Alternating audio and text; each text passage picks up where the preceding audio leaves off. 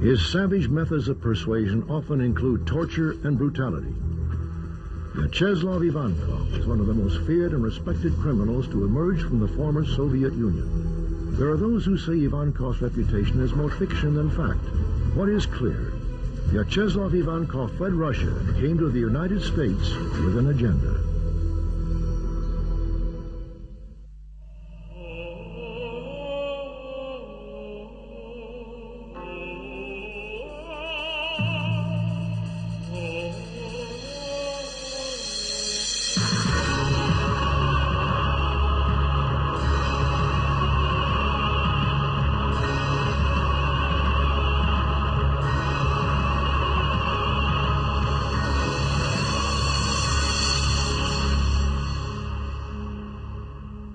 During the days of communist Russia, the government did not officially acknowledge the existence of organized crime. Racketeering was thought to be an American occurrence, giving Soviets a sense of pride. But towards the end of perestroika, a strange new phenomenon began to surface. Restaurants were blown up, people were gunned down in the streets. Rumors of a Russian mafia began to circulate throughout the Soviet Union and the world. In 1996, the U.S. government scored a major victory with the conviction of alleged Russian crime boss, Vyacheslav Ivankov. Vyacheslav Ivankov was born in the early 1940s in the Soviet Republic of Georgia. As a child growing up in Moscow, he resisted the rhetoric of communism and the reputed greatness of Stalin. Many of Ivankov's family members, including his grandfather, had suffered immensely under the ruthless dictator. Maturing into adulthood, Ivankov continued on the path of resistance, never accepting the legitimacy of communism. He excelled in sports and had a very successful amateur wrestling career. Eventually, he was crowned champion and attained a celebrity-type status among many Russians. He did not, for example, come up as part of some kind of street gang or adolescent gang or whatever. He was, from all outward appearances, a fairly typical, normal person who, after what he claims was getting involved in defending a woman's virtue, got arrested, and he was sent to jail. And it was then that he began to make contacts with fellow inmates in the jail, and this began to develop his sense of the possibilities in criminal activity. James Finkenauer is a professor of criminal justice at Rutgers University in New Jersey. He has authored 6 books, most recently The Russian Mafia in America, which takes an in-depth look at Soviet emigre in the United States and their roots in the former USSR. Vyacheslav Ivankov's nickname is Yaponchik. Yaponchik in Russian means little Japanese. As I understand it, the attachment of this nickname to him came about because his face has a certain Asian cast to it. Upon his release from prison, Ivankov began his life of crime, capitalizing upon the Soviet Union's thriving black market economy. In the 1970s, a black market emerged, and this was partly because the money supply was increasingly getting out of the control of the authorities in Moscow. They were providing too much money, and this money fueled a demand within the public for more consumer goods. Demands which couldn't be satisfied by the increasingly inefficient Soviet production system. Yaponchik began to rise in the Soviet criminal world and was reportedly involved in schemes of extortion, racketeering, and drug trafficking. He eventually formed a gang in Moscow called Solntsevskaya. One of their scams was impersonating Soviet police officers and burglarizing the homes of wealthy Russians.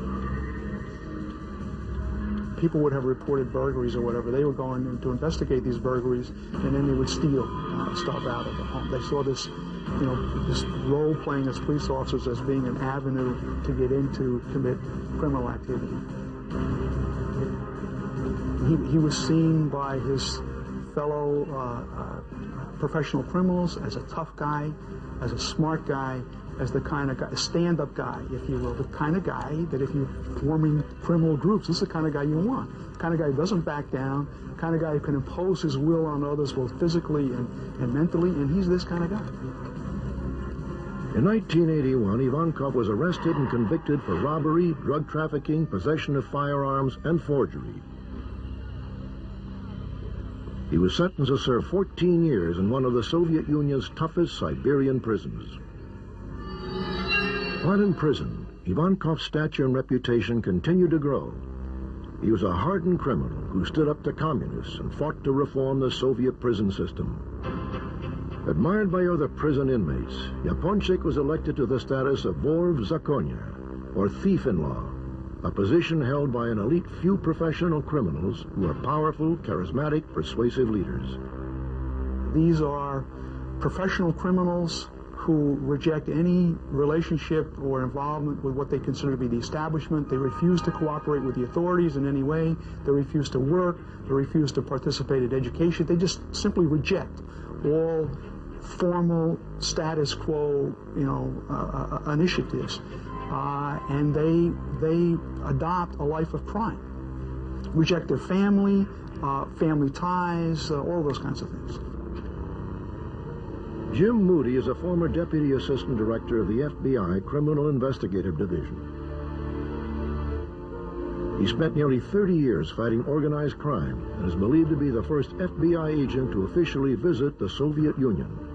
Yaponchik was a thief-in-law. He went through the coronation ceremony. He had been serving a prison sentence in a Soviet prison for torturing and extorting individuals out of their money. So he was a great extortionist, and it was in Russia, and that's what we were convicted for last time. Like his predecessors, Ivankov conducted business from prison. Reportedly, he fought for a more aggressive participation in drug trafficking and advocated a war against the Chechens and other gangs in order to break their drug monopoly. While Yaponchik was serving his time in prison, the Soviet Union was undergoing massive progressive reforms by its newly elected leader, Mikhail Gorbachev. Gorbachev's reforms in the 1980s were an absolute prescription of how to make an organized crime problem. I mean, the first thing he did the month he came into office was institute prohibition. And that allowed organized criminals to acquire 10% of the national revenues each year. There was an enormous amount of capital flight from Russia during these years, including money which belonged to the Communist Party, which disappeared into foreign bank accounts. In 1991, Ivankov was released from prison. In that same year, the curtain finally dropped on the Soviet Union, which signified the end of an era. The Federal Bureau of Investigation was informed by the Russian Ministry of Internal Affairs that Ivankov was sent by other Vori, or thieves, to the United States. His mission to take control and organize Russian criminal activities in America. But in order to better understand Ivankov, you must first understand the origins of Russian organized crime. An old Russian mafia leader once said, the Soviet communists were able to get rid of the bourgeoisie and the intelligentsia, but they could never, ever completely crack us. We had our own codes and our own individual way of collective living. We were for Russia, and not for communism.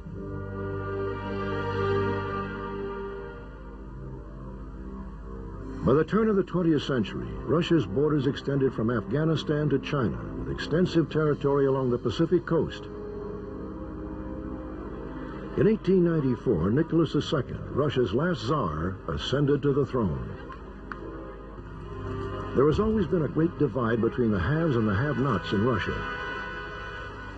After the Russo-Japanese War, Nicholas II was forced to make concessions to reformers, including the creation of an elected legislature called the Duma.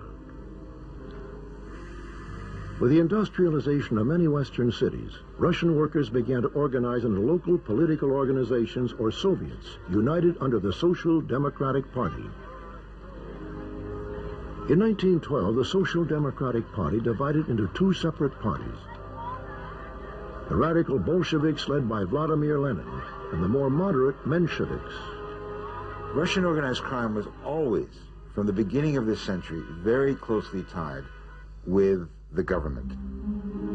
Veteran foreign correspondent Stephen Handelman spent 6 years in Moscow as a bureau chief of the Toronto Star.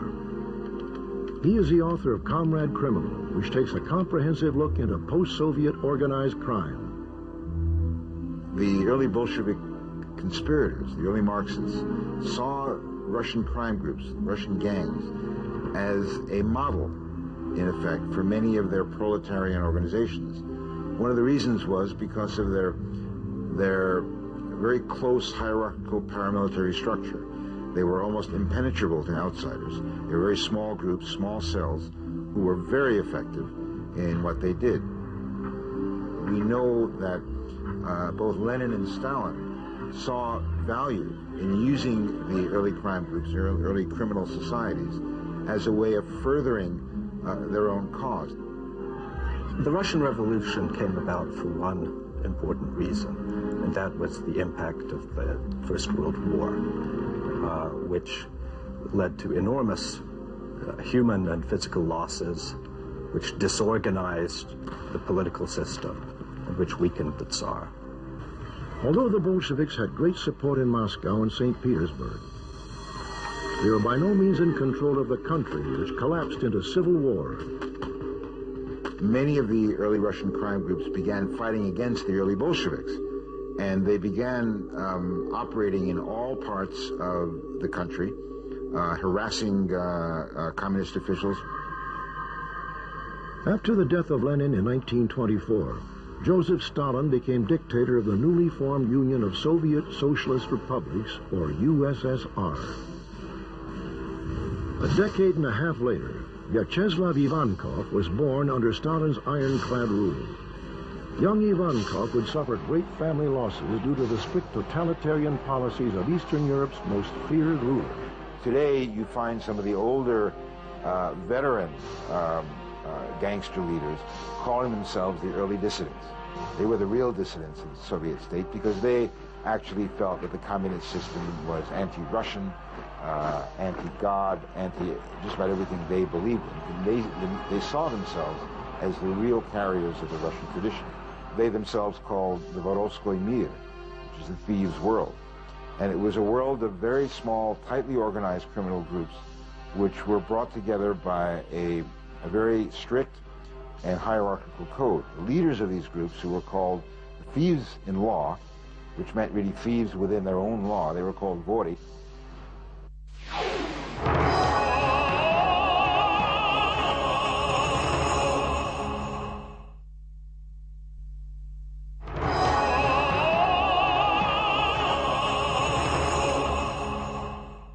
The thieves' world has a deeply rooted history in Russia, which some say dates back to the 18th century. It is a legacy of political resistance and lawlessness that can also be linked to Vyacheslav Ivankov. The vor or thief is bound by a strict code of honor. The Vorovskoy Zakon, or thieves' code. He must forsake his family, refrain from marrying or having a family of his own. This does not preclude him from having a lover. He must never work.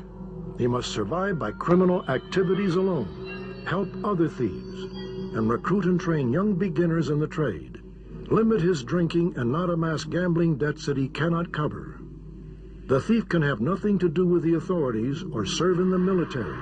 He must keep his promises made to other thieves and abide by punishment determined by other thieves in law. The thieves in law survived the gulag of the Stalinist labor camps and maintained their traditions of future thieves in law. Within 1 century, Russia had experienced 2 revolutions, the latter having a transnational crime effect which quickly spread across the globe. In America, Russian organized crime activities have been reported in more than 20 states, with staggering economic criminal activities in New York, Los Angeles, San Francisco, and Miami. In 1991, Ivankov was released from a Siberian prison after serving only 10 years of his original 14-year sentence. Like so many prominent Russian mobsters in the late 1980s, he had high-level political connections. Again, the claim, the basis of his ostensibly early release from prison is that he, through some others, bribed the judge to order his release. he consequently did get his release. He was well connected at high levels. For example, one of his contacts was with a person by the name of Yuri Cherbanov. Yuri Cherbanov was Brezhnev's son-in-law. Cherbanov himself ultimately went to prison for being involved in various kinds of frauds and schemes in Uzbekistan. But it shows you that Ivankov is not a nobody, that Ivankov, because nobodies were associated with people like the son-in-law of the head of the Soviet Union. It has been reported that soon after Ivankov's release from prison, a meeting of major significance took place in a region called Vedensevo, outside of Moscow, in December of 1991. In the last month of 1991, the same month that the hammer and sickle came down over the Kremlin, a large group of Soviet mafia leaders, Russian mafia leaders, met in Dasha, outside Moscow. They'd had many councils and many meetings in the past. This was one of their ways of arranging the government, so to speak, or the governing bodies of crime in the old Soviet Union. And on their agenda, on the top of the agenda, was what to do as the system was imploding around them. These powerful Russian mobsters gathered to plan the criminal migration into the U.S. The individual allegedly chosen to organize the Russians' criminal enterprises in the United States was Russian high-ranking Vor Vyacheslav Ivankov. So in this meeting and over a series of other meetings in 1992, the early part of 1992, they began working out how to develop a new structure. But with this structure came conflicting interests for the first time among the various groups. By early 1992, Ivankov had entered the U.S. and settled in the Brighton Beach section of Brooklyn, New York. Brighton Beach houses one of the largest Russian communities outside of Russia's borders. Sometimes referred to as Little Russia or Little Odessa, it is frequently cited by the New York press as the hub of Soviet emigre organized crime. In the early part of the 80s, Brighton Beach in Brooklyn became a focal point for Russian immigration. Well, Brighton Beach is really the premier Russian community in the United States. This is where most of the emigres who came, and they've come in various waves, but particularly those who came in the 1970s, when you had an opening up of the emigration by Jews from the former Soviet Union.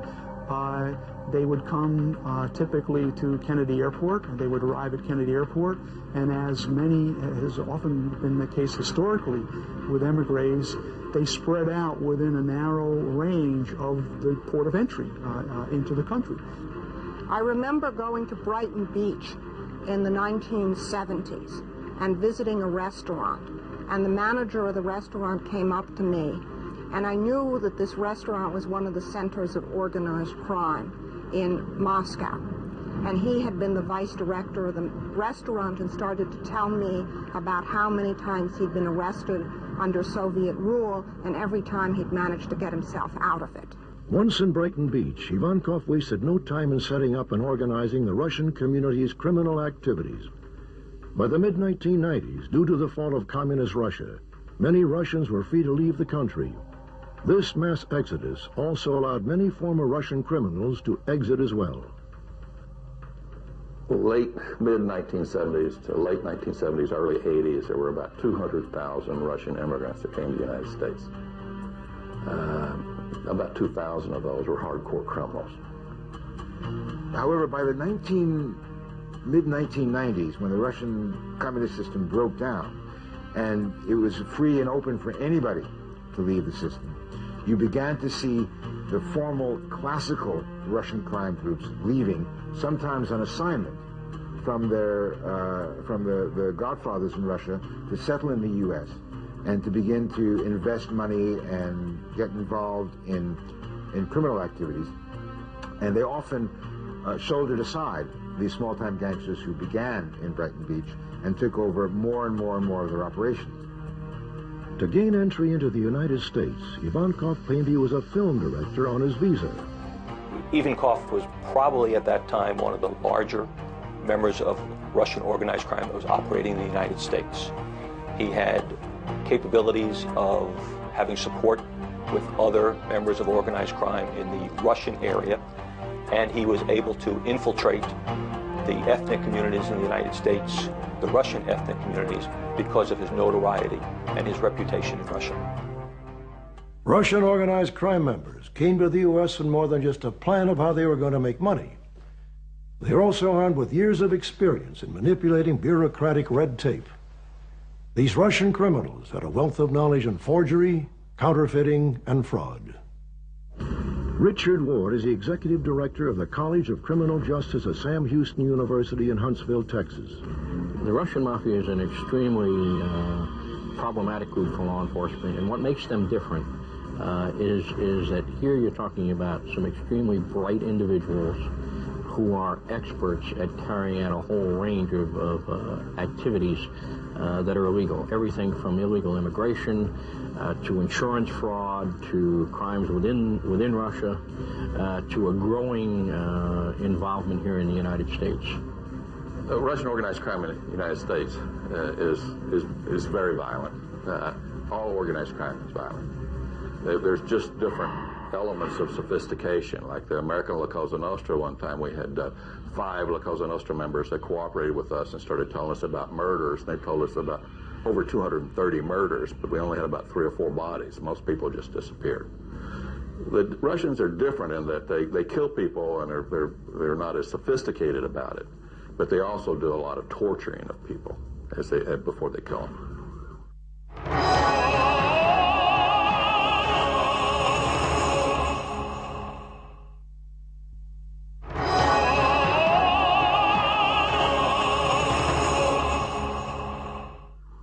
One of their most profitable and sophisticated schemes was so complex it confounded all but the highest levels of law enforcement.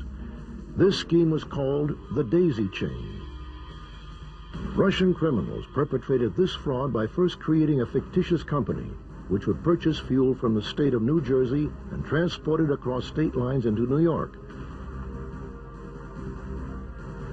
There, the fuel was shipped to a second fictitious company, which was set up to forge tax documents sent to a third fictitious company.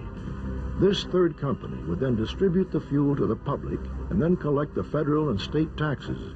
These taxes were pocketed by the criminals. By the time the government attempted to collect the taxes, the companies had vanished without a paper trail.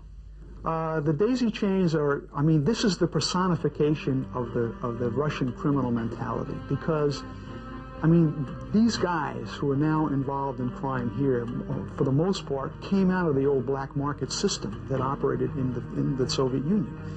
And this scheme is made to order for them. For one bug that was placed on John Gotti revealed that he wanted to hire some of these smart Russians to run a tax evasion scheme on the gasoline. So they controlled the gas stations within their territory, but they couldn't do the complex mathematical computations to deprive the U.S. government of tax revenues. So teaming up with these smart Russians, as they said, they were able to deprive the U.S. of $250 million in tax revenues. The Russians, in exchange for protection from the Italian mafia, gave Gotti a piece of the fuel scam action. Vyacheslav Ivankov, who in Russia had admired the New York mob boss, would attempt to emulate his idol and take control of Russian organized crime in America. Ivankov posed as a police officer and entered homes under the guise of official business. He was a thief, he was a thug, but he was smart, and he was in New York. He became the personification of the so-called Russian mafia in America, particularly in the eyes of law enforcement and the New York press. As the highest-ranking member of the thieves' world in America, Ivankov brought with him a legacy of brutality and a tradition of surviving outside of governing rules. To say that he was the major figure in the United States, yes, he was. There's no question in our mind about it. There was no question in the Russian authorities' mind about it. You have to kind of understand that Ivankov's reputation is even bigger in Russia than it is in the United States. The news of his arrival in Brighton Beach sent fear throughout the community, which would ultimately become his base of operation.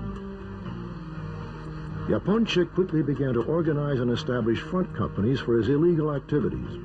The illegal activities that he was in were extortion, prostitution, some gambling, narcotics. And he never really left extortion. He was always involved in extortion.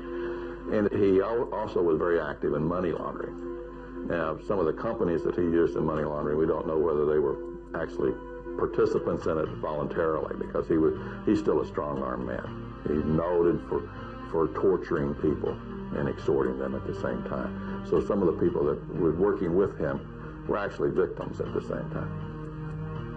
He paid a Russian woman who had become an American citizen $15,000 to marry him so he could gain resident status.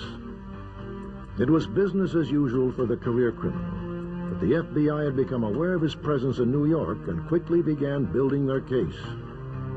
Primarily, his base of operation was throughout the metropolitan area, New York City.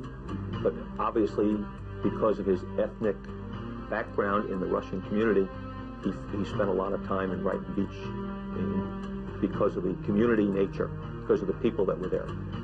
He also spent a lot of time in Miami, Los Angeles, and Denver, and he was able to utilize contacts in those communities with other members of the Russian community to foster his criminal activities. I first became aware of Ivankov whenever I was talking to the Russian authorities and asked them to help us identify the major criminals in the United States that came out of Russia. And they provided me the name of Ivankov. When we first started looking at Ivankov, he was bouncing from one city to another.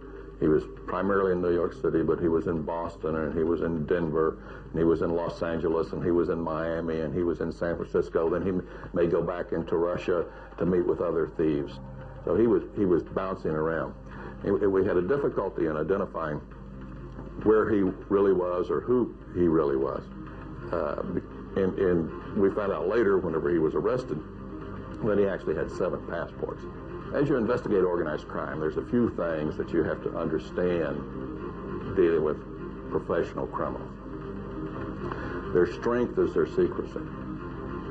Their weaknesses is their secrecy. But their weaknesses also is they cannot stop conducting illegal activity. If they ever stop conducting illegal activity, they lose their position in organized crime. So regardless of what's going on, they have to continue conducting illegal activities. The Ivankov investigation was initiated in the early 1993 timeframe. We were working primarily ad hoc investigative activities with the New York City Police Department to focus on Ivankov's criminal enterprise. We were able to utilize the investigative expertise from the FBI in Manhattan and also the New York City Police Department to focus on Ivankov's activities. He was primarily active in Russia, but he also had some involvement in some activities in Israel and the United States. Kevin Donovan is a special agent in charge of the New York division of the FBI, which houses the Russian Organized Crime Task Force. In operation since the early 1990s, this special branch investigates organized crimes perpetrated by Soviet emigres. Since the early 1990s, we have worked ad hoc task forces with members of the New York City Police Department and other law enforcement agencies to focus on criminal activities. The use of task forces by the New York office is not something that's new. We have focused on criminal activities in drugs, organized crime, terrorism, and violent crimes through the use of task forces.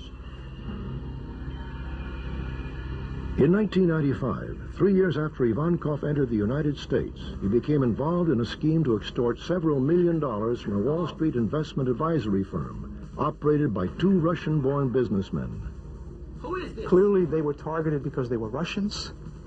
They were targeted because they were seen to be successful businessmen in this country.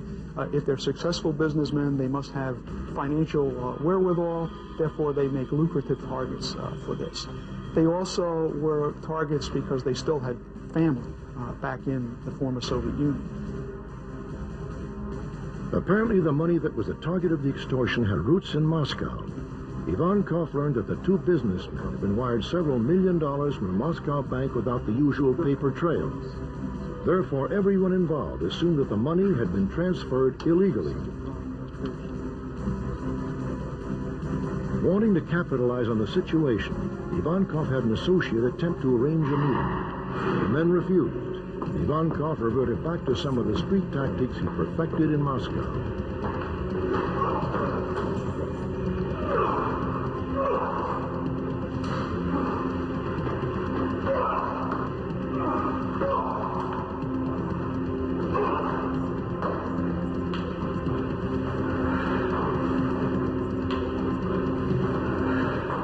The father of one of the businessmen was beaten to death on a Moscow subway station platform.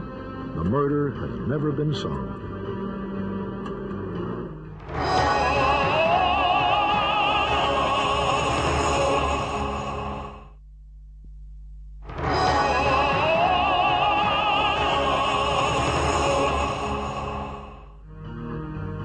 It became brutally apparent that there was no way of escaping Ivankov and his associates.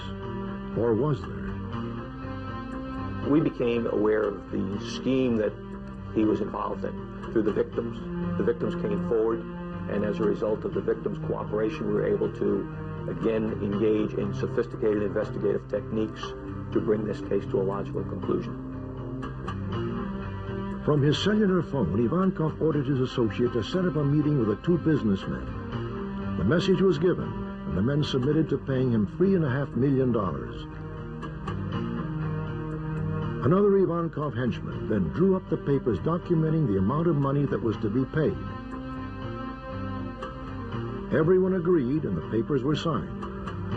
A few days later, on June 8, 1995, Ivankov was charged with extortion. We hope to identify his entire organization and to develop a significant prosecution of them. And we really wanted to put him in jail for the rest of his life. In Russia, they don't have long prison terms. You know, 20 years is a very long prison term. And the concept of life imprisonment is not known over there. However, we were unsuccessful doing that because of the investigation, the way the investigation went. We developed an extortion case on him, and we thought people were about to get killed. And to save their lives, we brought the case down early. The arrest of Ivankov sent shockwaves through the city and added to the growing fascination surrounding Russian organized crime in America. The reported Godfather's incarceration was a leading story in Moscow and generated in-depth television profiles on his criminal activities in Russia and abroad. Defense was so weak that they knew that if I was given a chance to speak, I would dispose all the lies. That's why they didn't let me speak. They not only didn't let me speak, but moreover, they authorized my defense to convince me to give up my right to speak. It's been a long time. I figured out it was a conspiracy against me. I was often interrupted. They did not let me deliver in full volume the body of facts in chronological order, so that I would prove that it was all falsified. It was a cynical and cruel crackdown on me. A professional criminal, an organized crime member, in a day-to-day basis is involved in illegal activity.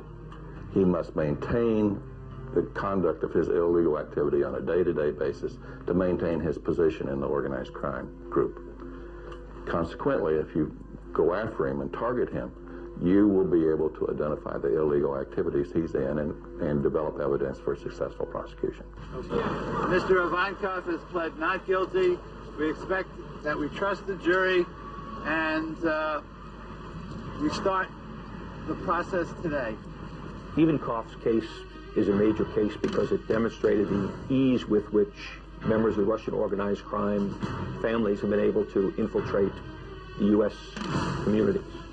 We were able to focus on his criminal activities through the cooperative efforts of members of the community, other law enforcement entities throughout the United States and throughout the world. And we specifically were able to develop cooperation in this investigation with members of the NVD, the Royal Canadian Mounted Police, and other international entities that continue to allow us to track and focus on Ivankov's activities. Ivankov was sentenced for 10 years and is currently in the Allenwood prison in Pennsylvania. Vyacheslav Ivankov's arrest and 1996 conviction is viewed as a significant victory in the fight against Russian organized crime. Until that time, there had been no major arrests of any Russian crime figures. There have been a number of killings that had taken place in Brighton Beach or in the New York metropolitan area. Nobody had been arrested for these. There was more and more mystery that was developing. For example, some of these killings took place in public settings, in nightclubs, in full view of people, and yet no one saw anything. No one was willing to come forward and say anything about this. Ivankov was a Russian godfather, no question about it. And I think we were successful with his arrest, and with his conviction, and with his sentence, although it's not as much as we wanted. It sent a message back within the criminal community in Russia that you better watch out coming into the United States. The questions surrounding the scope of Ivankov's criminal activities in the United States may never be answered. But experts agree that with the demise of the Soviet Union and the formation of the independent states, Russian organized crime is a growing phenomenon. It's the most diversified form of organized crime activity one sees in the world today. The Colombians are concentrated in drugs. The Mexicans are concentrated in drugs. The Russian organized crime out of Russia and Ukraine has the greatest variety of illicit activity of any criminal groups in the world today. What I find doubly fascinating about Russia is that you have a phenomenon where you once had a classic crime world, where there's a classic underworld, which is basically located in the prison camps of Russia, who ran, for the most part, the black economy of the Soviet Union for 40 or 50 years, and knew very well how to act as manipulators and wheelers and dealers in that system. They have, in effect, handed on their power and their influence and their methods to what is, in a sense, a new generation of Russian criminals, who are, in Russian, called autoriteti, or authorities, who are much closer linked with the government itself. Many of them are former KGB, former army, former Communist Party apparatchiks, who are very well versed in the official world of operating in Russia.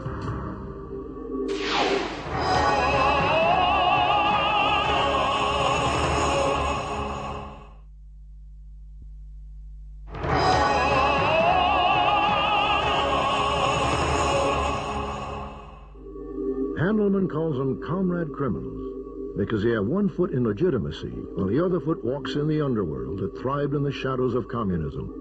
The Russians are particularly different than other mafia groups because they have a level of professionalism that really comes from their long record of being able to deal with a very difficult totalitarian system. They know how to get around it, they know how to get around the police, they know how to suborn and corrupt officialdom. And most of them are quite shrewd and intelligent businessmen. Part of the problem, as we've seen, is the laundering of Russian money into legitimate businesses and their criminal activity through legitimate businesses. What is especially pernicious for the former Soviet Union is that the money moves only out.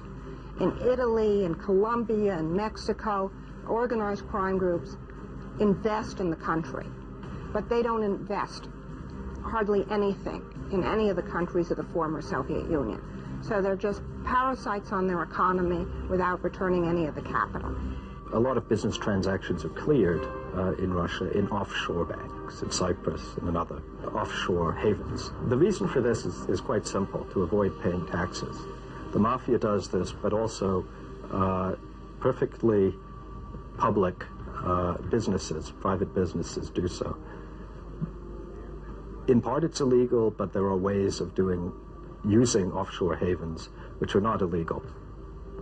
The reason is just straightforward profit maximization. If you pay less tax, you have more profits to keep. And that's essentially why some islands in the Mediterranean have been making so much money at the expense of the Russian economy. Post-Soviet organized crime is involved in all kinds of activities.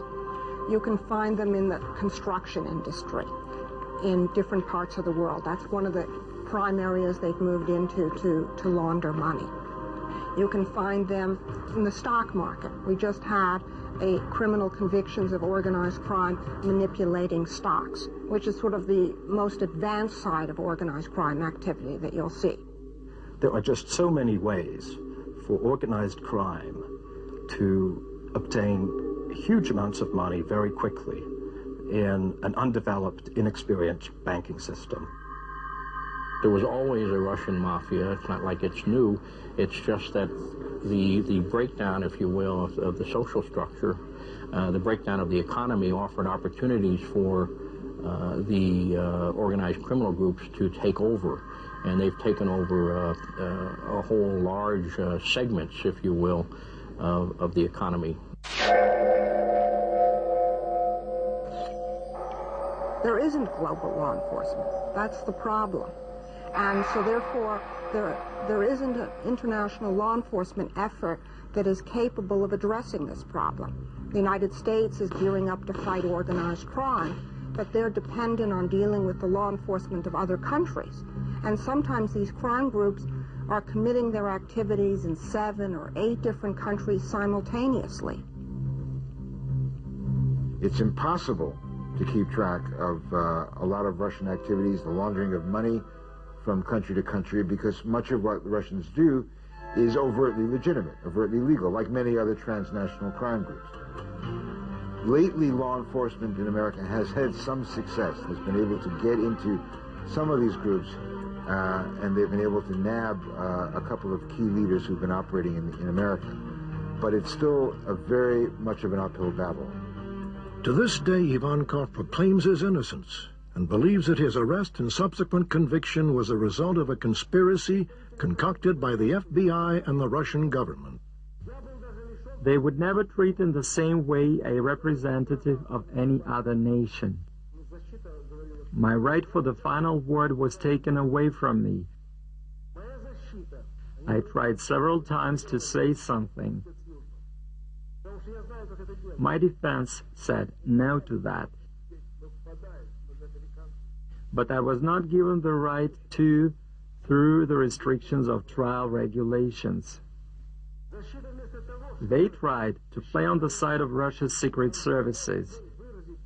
My defense, who were American, played on the side of Russian secret services. They said, "We are Americans. Help us with this trial, and next time we will help you with what you need." According to various law enforcement agencies, Vyacheslav Ivankov is just one of the many sharks swimming in an ocean of transnational crime.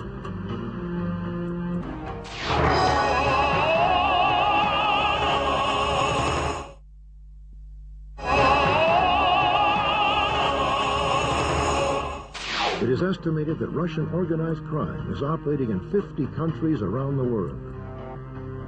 Well, I can hardly think of any place in the world that they don't operate. I mean, one of the things that they're extremely good at is operating in offshore islands in the Caribbean or the South Pacific that you may never even have heard of. The challenges facing law enforcement in dealing with organized crime really focus on communication, intelligence, and cooperation in the legal systems. We don't have an international court, criminal court, for example, so there's no place to take criminals, if you will. So jurisdictions change. One of the real problems is the legal definitions of crime. What is a crime in one country might not be a crime in another country. But according to author Stephen Handleton, the greater threat is to the stability of Russia itself. The one thing that has to be emphasized is that although Russians have come to the United States, Russian criminals have come to the United States in great numbers, this for them is not a major center. The United States for them is not a major center of operations. For them, it's a good place to bank. It's a good place to keep money in case things get really bad. But their interest and their attention is still focused on the power politics of Russia, where the fight for the spoils of the old Soviet system still goes on, and where people are still in a vicious fight for power and for economic control of Russia's resources. According to the Russian Ministry of Internal Affairs, roughly 2/3 of the Russian economy is under the sway of crime syndicates. Swiss banks are estimated to hold $10 billion of Russian organized crime money. Russia has truly become a superpower of crime, and Vyacheslav Ivankov is just one figure in a country riddled with criminals. I'm Robert Stack. Thanks for joining us.